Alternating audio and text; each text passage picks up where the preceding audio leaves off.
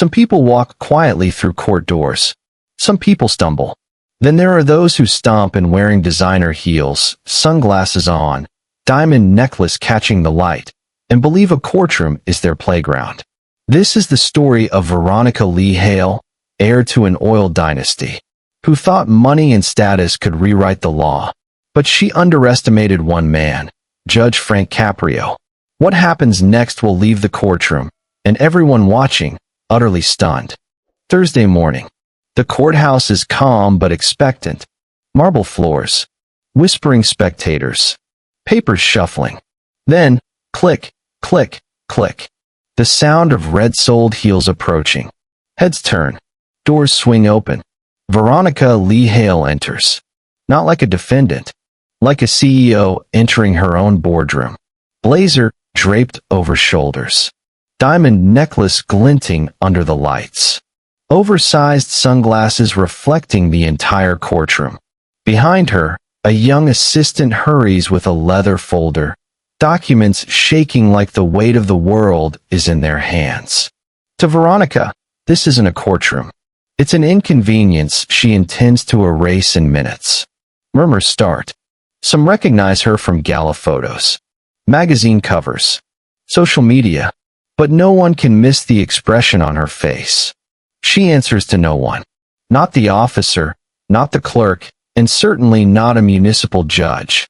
The clerk announces, State of Rhode Island versus Veronica Lee Hale. She doesn't step forward. She strolls, pauses, and removes her sunglasses with 2 fingers.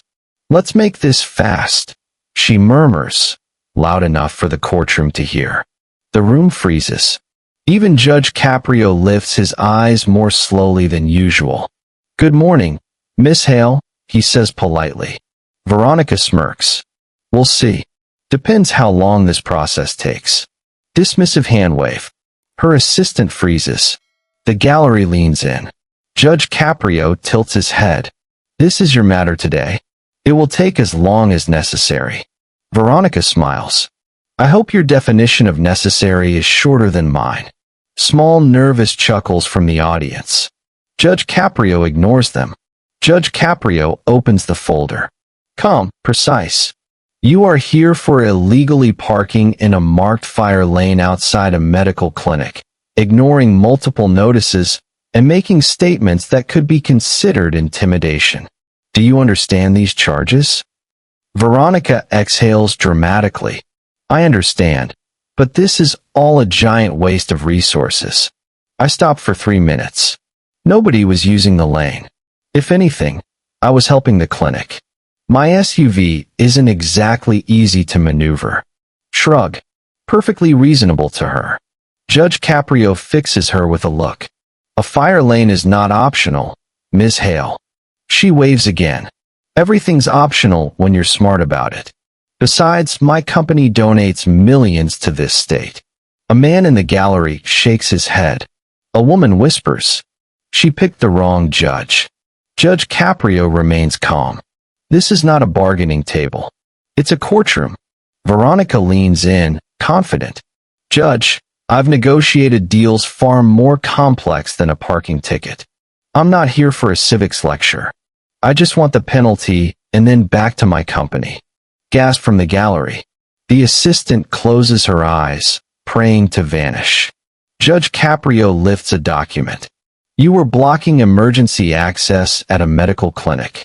Veronica snaps. 5 minutes. 6 at most.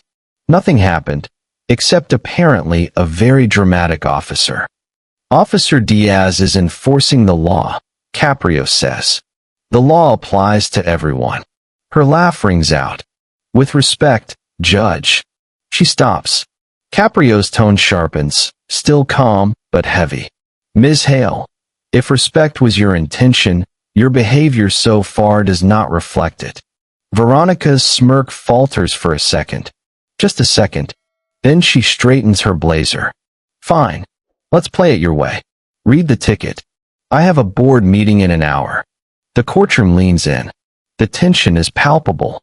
Everyone senses the unraveling that happens when wealth meets accountability. Judge Caprio opens the file again. something different in his eyes. Ms. Hale, this citation is not your first fire lane issue. Veronica shifts. Administrative things pile up. I pay people to handle them. Caprio continues. 8 months ago, you blocked an emergency access route at St. Mark's Children's Hospital. The officer notes you stayed 15 minutes after being asked to move. Veronica rolls her eyes. That hospital has 3 entrances. Nothing happened. Judge Caprio's voice hardens. Something did happen, Ms. Hale. An ambulance had to reroute.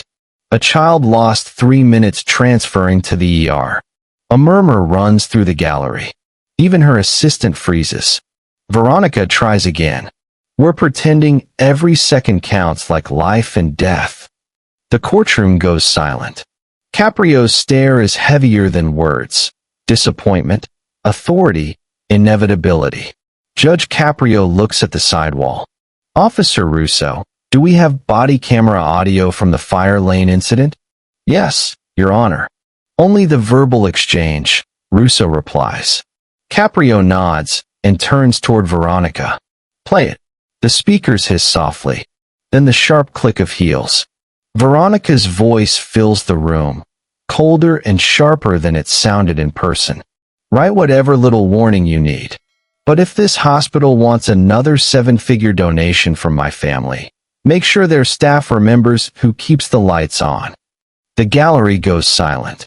A woman whispers, My grandson has asthma. Heads swivel, disbelief painted on every face.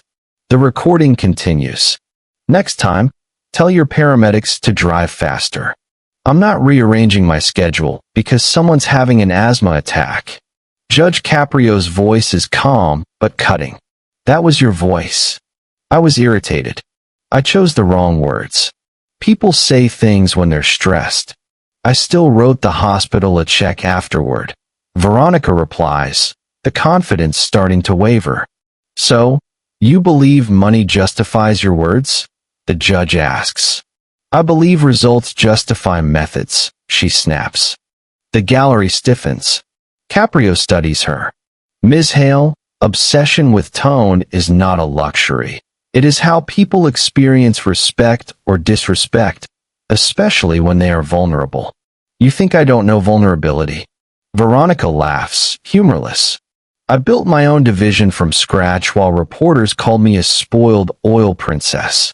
Don't lecture me on vulnerability, Judge. Criticism of your privilege is not the same as an ambulance delayed in front of a children's hospital. Caprio replies gently. Veronica flares. What do you want from me? Tears. Guilt? A performance for your audience. She gestures toward the gallery, dismissive. Fine. I was rude. Impatient. I said things I shouldn't have said. There. Happy. Caprio's gaze doesn't waver. This isn't about your happiness. It's about whether you understand the consequences of using your name and your money like weapons. Veronica snaps. That's a dramatic word. So was my threat to pull donations. Caprio turns to the clerk. Ms. Reyes, has this court received any communications about Ms. Hale's case? 2 emails. 1 phone call. Requests to dismiss the case due to her philanthropy. The gallery reacts. Disbelief, whispers, scoffs. Veronica shrugs. Of course they called. That's what legal departments do. Caprio's voice is soft, but measured. Management. Blocking fire lanes twice. Threatening to withdraw funding from a children's hospital. Ignoring mailed notices. And asking this court for special treatment. Is that management? Efficiency, Veronica counters. Jobs, families, people depend on my decisions. I'm not derailing my day over a parking technicality. From the gallery, a man in a work jacket leans forward. I move my truck every time I see red lines. My wife almost died waiting for an ambulance once. There's no such thing as a small fire lane. Veronica hears it. Jaw tightens. But she doubles down. This is emotion, not logic. You're turning a routine violation into a morality play because my last name makes good content. Caprio's eyes harden. Quietly, deliberately. Everyone feels the change. Ms. Hale, your last name changes nothing in this courtroom, except the responsibility you carry when you forget that. She opens her mouth. He raises a hand. We're not finished. Officer Diaz's body camera shows more. Something now part of this record. Veronica grips the table. For the first time, her composure falters. The video flickers to life. Officer Diaz stands beside Veronica's SUV. The clinic wall behind him. Veronica's voice, dripping entitlement. I'm not parking 3 streets away. I have a meeting. Move the cones. Figure it out. That's why you wear the uniform, and I don't. Gasps ripple through the gallery. I give this city more money in a day than you'll earn in a year. Don't pretend you're doing anything heroic by hassling me. The video freezes. Veronica, jaw clenched, doesn't deny it. Doesn't apologize. She just stares. Judge Caprio closes the laptop. The click echoes. Ms. Hale, this was not a minor inconvenience. This is a pattern. Disrespect. Entitlement. Disregard for public safety. Veronica scoffs. I already told you I regret my tone. That wasn't tone, Caprio replies. That was contempt. I acknowledged him. I simply told him the truth. He was wasting time. The truth. Caprio echoes. Is that what the clip showed? Veronica shrugs, a flicker of doubt appearing. A crack appeared beneath Veronica's armor. Judge Caprio leaned slightly forward, making sure she heard the weight of the moment. Is anyone present from the clinic? A hand rose near the back. A woman in her early 60s, uniform neat, posture straight, stood. Your Honor, I'm the head nurse on duty that day, she said, voice steady. You may speak, Caprio nodded. Her hands clasped tightly. That morning, we had an elderly patient struggling to breathe. We called her family. We called for an ambulance. But when we moved her outside, we couldn't get her close to the curb because the SUV was blocking the lane. The courtroom held its breath. We lost time maneuvering around the vehicle, she continued. The patient survived, thank God. But those extra seconds? Anyone in medicine will tell you, they matter. They matter more than money, more than inconvenience. They matter because people matter. A quiet murmur ran through the gallery. Veronica's face remained tight, defensive. I wasn't aware of any of that. No one told me there was a patient in distress, she said. The nurse met her gaze. We tried to tell you. You rolled up your window. Hollow silence. Even Veronica couldn't fill it. Judge Caprio's voice dropped, sharper, colder. Miss Hale, this is your moment to respond to what you've just heard. Veronica inhaled deeply but hardened instead of softening. Look, I sympathize with emergencies. Truly. But I cannot be expected to read minds. If someone at that clinic had said, this is serious, or if your officers escalated every interaction, none of this would have happened. I didn't cause the emergency. I just parked a car. Let's not pretend I'm responsible for the entire medical system. A collective exhale of disbelief. Even her assistant looked down, cheeks flushed. Caprio's tone dropped again. When someone approaches you in uniform and tells you a fire lane must remain clear, you do not need to read minds. You need to follow the law. If they say it's serious, you move. If they say nothing, you still move. Fire lanes are not optional. Veronica bristled. Fine. And I said I understand that now. No. Caprio said firmly. You understand? You have been caught. That is not the same thing. She opened her mouth. No words came. Caprio continued, calm but heavy. Earlier, you spoke about responsibility, the number of people who depend on your decisions, the size of your company, the impact you have on this state. Perhaps you are correct. Perhaps your influence is vast. But that influence carries weight. And when someone with power treats public safety as a personal inconvenience, it does more than delay an ambulance. It tells everyone watching that laws are flexible for the wealthy and rigid for everyone else. Veronica's shoulders stiffened. The judge didn't stop. That, he said, is the harm I am most concerned about. A quiet beat. Then Caprio lifted a red-tabbed document. One more statement submitted to this court, he said. From the daughter of the elderly woman on that stretcher. Veronica swallowed. The courtroom leaned forward. My mother is alive today. But when I heard she couldn't get to the ambulance because someone parked in the fire lane, I prayed that whoever did it understands that 5 minutes of their convenience nearly cost me 50 years of her love. Silence followed. Not loud. Devastating. For the first time, Veronica didn't look annoyed. She looked shaken, just slightly, enough for the room to sense the shift. Caprio set down the paper, looking at her with expectation, not anger. Ms. Hale, you've just heard how your actions affected real human beings. Do you wish to respond? Veronica straightened her blazer, lifted her chin, carefully choosing her words. I regret the inconvenience my parking caused, truly. But I cannot be the villain in every emergency that happens near my vehicle. I'm not responsible for every random situation. And while I sympathize with the patient and family, I refuse to accept the narrative that their crisis was somehow my doing. Murmurs rippled through the room. Fire lanes get misused every day. Hundreds of people park illegally. I'm simply being targeted because of who I am, because of my last name, because my wealth makes me an easy headline. And frankly, I'm tired of being portrayed as heartless when all I did was step out of my car for coffee. Her tone sharpened. If this officer had communicated properly, this wouldn't even be a discussion.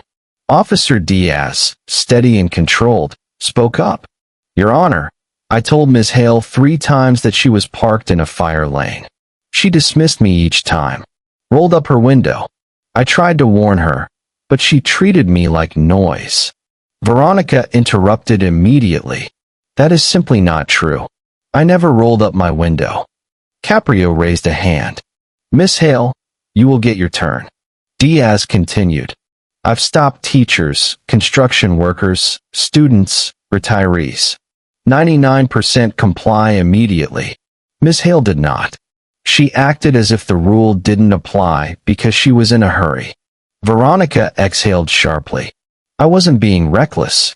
I was being realistic. Caprio leaned forward. Realistic about what? Time. Convenience? If you think laws are obstacles to your schedule, then what you call realism is arrogance. Veronica blinked. A single, fleeting crack in her armor. The courtroom held its collective breath as Judge Caprio presented the Providence Fire Department report.